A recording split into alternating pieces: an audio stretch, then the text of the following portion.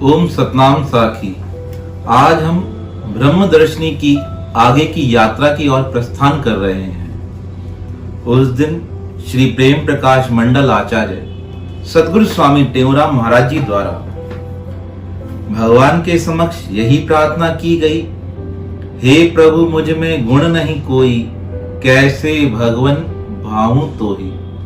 क्योंकि परमात्मा की प्रसन्नता ही जीव का परम लक्ष्य होना चाहिए। इसलिए आचार्य श्री ने आगे लिखते हुए कहा, अवगुण मेरे देख न स्वामी, दीन बंधु तुम अंतर्यामी। जन्म जन्म का मैं अपराधी, एक पलक नहीं भक्ति साधी। मैं हूं बालक तुम पित माता, भूल सुधारू करो कुशलाता। जैसा तैसा दास तुम्हारा, चरण कमल का देह सहारा। प्रभु तुम बिन नहीं को मेरा, कहे टेऊ मैं जन हूं तेरा। आचार्य श्री की यह वाणी बड़ी दैन्य वाणी है। हमने अपने जीवन में अनेक शास्त्रों का चिंतन किया है, पर आचार्य श्री का जो भाव है, किस प्रकार परमात्मा को मनाया जाए, किस प्रकार दीनता को दिखाया जाए, वह दीन दयालु प्रभु किस प्रकार अपने भक्तों पर राजी होता है। सदगुरु महाराज ने कहा वह विनम्रता चाहिए। अवगुण मेरे देख न स्वामी, दीन बंधु तुम अंतर्यामी। हे परमात्मा, आपसे क्या छुपा हुआ है, आप तो घट घट की जानने वाले हो। हम कितना भी छुपकर पाप कर लें, पर परमात्मा को सब पता है। इसलिए सदगुरु महाराज ने अंतर्यामी शब्द का प्रयोग किया, जो सब कुछ जानने वाले हैं। अब सदगुरु स्वामी टेऊराम जी महाराज तो पूर्ण महापुरुष थे, पर कभी कभी महापुरुष हमें सदमार्ग पर लगाने के लिए विचित्र लीलाएं करते हैं। आपने देखा होगा, जब छोटा बच्चा चलना प्रारंभ करता है, तब माता क्या करती है, उसका हाथ पकड़कर चलती है।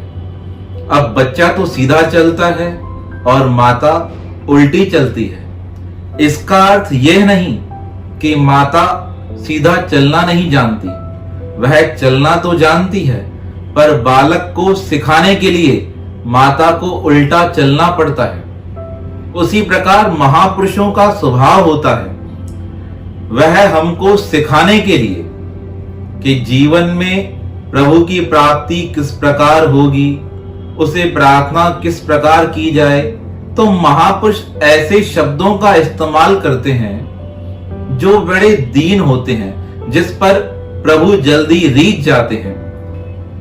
श्री तुलसीदास महाराज, श्री गुरु नानक देव जी महाराज, कबीर साहब, सूरदास जी, मीरा जी, सब महापुरुषों ने बड़ी दैन्यता के साथ परमात्मा को पुकार की है। आचार्य श्री भी उसी परंपरा से थे।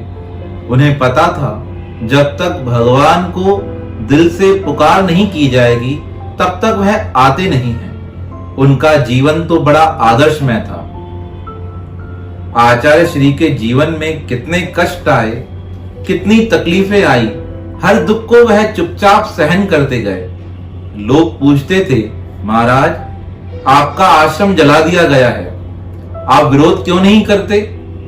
सदगुरु महाराज जी कहते थे, विरोध करने वालों को परमात्मा नहीं मिलता है। जिन्हें भगवान की प्राप्ति हुई ना, वह परमात्मा उनके पास चलकर आता है, जो सच्चे हृदय से जगत के वैर विरोध को भूलकर सिर्फ उसका आश्रय लेते हैं। मैं हूं बालक तुम पित माता, भूल सुधारू करो कुशलाता। परमात्मा माता पिता के समान है। जिस प्रकार बालक कोई भूल कर दे, माता पिता उसके भूल की ओर ध्यान नहीं देते, उसी प्रकार परमात्मा से यही प्रार्थना है, मेरे अवगुणों की ओर ध्यान नहीं देना। अनेक अवगुण हैं जो मुझसे इस जन्म क्या अनंत जन्मों से बनते आ रहे हैं। कभी कभी हमें इस प्रकार अनुभव होता है कि हमारे इस जन्म के पाप ही हमें सजा देते हैं, पर ऐसा नहीं है। हमारे पता नहीं कितने जन्म हो चुके हैं, कितने जन्मों में हमने उस परमात्मा को भूलकर अनेक अपराध किए हैं। आज प्रातःकाल मैं गीता प्रेस गोरखपुर की परलोक पुनर्जन्म की एक पुस्तक पढ़ रहा था। उसमें पुनर्जन्म के ऊपर बड़े सुंदर दृष्टांत हैं। एक कहानी इस प्रकार थी, किसी बालक का एक आयकर अधिकारी के घर जन्म हुआ। वह बालक जैसे जैसे बड़ा होने लगा, एक दिन अचानक वह अपने भाई के साथ कैरम बोर्ड खेल रहा था। कैरम बोर्ड खेलते खेलते किसी बात पे उन दोनों का झगड़ा हुआ। अब बड़े भाई ने एक थप्पड़ लगा दी। वह छोटा जो बच्चा था वह अपने बड़े भाई को कहने लगा, तुम्हें क्या लगता है मैं कोई साधारण इंसान हूं? अरे मेरे पास बहुत सारे पैसे हैं। पिछले जन्म में मैंने 90,000 किसी जगह पर छुपा के रखे थे। उसकी यह बातें सुनकर पहले तो घर वाले हैरान हो गए कि क्या बोलता है, पर पिताजी उसके पास आए। आयकर अधिकारी थे, पढ़े लिखे थे। उसने पूछा, बेटा क्या कहते हो? कहा, पिताजी मैं पहले जन्म में एक बड़ा अधिकारी था, मेरे पास बहुत पैसा था, लखनऊ में मेरा जन्म हुआ था और अमुक स्थान पर मेरा घर है। इतने मेरे बच्चे थे, मेरे पास इस नंबर की कार थी। उसको सारी बातें याद थी। इस बात का रिसर्च किया गया। जिन्होंने यह पुस्तक में बात लिखी है उन लेखक ने कहा, मैं खुद जाकर उनसे मिलकर आया था। तो यह बातें हमें सिखाती हैं कि जीव का पुनर्जन्म होता है, इसलिए जीवन में कोई भी ऐसा पाप नहीं करना चाहिए जिसके लिए हमें पुनः जन्म प्राप्त हो। यह जन्म मरण का चक्कर जब तक चलता रहेगा तब तक समझना हमें शांति मिलने वाली नहीं है। आचार्य श्री शंकराचार्य महाराज ने लिखा है, पुनरपि जननम पुनरपि मरणम पुनरपि जननी जठरे शयनम। जब तक यह जन्म मरण का चक्कर लगा रहेगा, बार बार माता के गर्भ में आना और माता के गर्भ में रहना, यह सब दुख सहन करने पड़ेंगे। शास्त्रों में वर्णन आता है, जब यह जीव माता के गर्भ में आता है बड़ी पीड़ा होती है, बड़ा कष्ट सहन करना पड़ता है। 9 महीने तक कहते हैं उल्टा लटका रहता है और सब तरफ सिर्फ गंदगी ही गंदगी होती है। तब यह रोकर प्रभु को प्रार्थना कर कहता है, हे नाथ मुझे क्षमा करो, मुझ पर कृपा करो, दया कर मुझे इस नरक कुंड से बाहर निकाल दो। क्या हमें पुनः बार बार ऐसा जन्म लेना है? इसलिए सद्गुरु महाराज ने कहा, यही प्रार्थना है, हे भगवान आपके श्री चरणों में मुझे क्षमा करो, मुझे अपने चरणों में स्थान दो। आगे सद्गुरु महाराज जी ने लिखा, जो निज अवगुण स्मरण करता, स्मर स्मर मैं मन में डरता, तो भी पाप नहीं मैं छोड़त, दिन दिन पापों से मन जोड़त। कैसे हरि मैं मुक्ति पाऊं, सोच सोच यह अति पछताऊं। सर्व और ते होए निराशा, केवल कीनी तेरी आशा। कर कृपा मुहे चरण लगाओ, कहे टेऊ निज नाम जपाओ। अवगुण मुझ में बहुत अपारा, शेष कहे तो पाए न पारा। अग्नि धर्म जल के जे किनके, हो सकता है लेखा तिनके। पर मम दोष अंत न पावे, कोटि कल्प जो गिनता जावे। जग में जेते अवगुण भारी, से जानो मुझ माहि मुरारी। तुम हो बख्शंद अति कृपाला, कहे टेऊ कर मोह निहाला। सद्गुरु महाराज जी ने लिखा, मेरे अंदर इतने अवगुण हैं, इतने अवगुण हैं कि अगर शेषनाग भी उन्हें गिनने बैठे तो उन्हें गिन ना सकेगा। सारा जन्म निकल जाए उनका वखान करते करते, तब भी मेरे अवगुणों की गिनती नहीं हो सकेगी। अब सर्व और ते होए निराशा, केवल कीनी तेरी आशा। मैं सब और से हार कर हे नाथ आपकी शरण में आ गया हूं। कभी कभी हमें सिखाने के लिए बड़े कुछ ऐसा करते हैं कि बच्चों को बातें समझ में आ जाए। एक बार किसी स्थान पर आग लग गई। उस कक्ष में जोर से आग लगने लगी। अब 3-4 बच्चे वहां बैठे थे। उन बच्चों के पिताजी ने बड़े जोर से आवाज लगाकर कहा, अरे बच्चों जल्दी से बाहर आ जाओ, कक्ष में आग लग गई है। अब बच्चे तो सुन नहीं रहे थे, वह तो अपनी ही मस्ती में थे। पुनः आवाज लगाकर कहा, अरे आप जल जाओगे, जल्दी बाहर आ जाओ। पर बच्चे बाहर आए नहीं। अब पिताजी को चिंता हुई उन्होंने कहा बच्चों को निकालना तो है, पर कैसे निकालूं?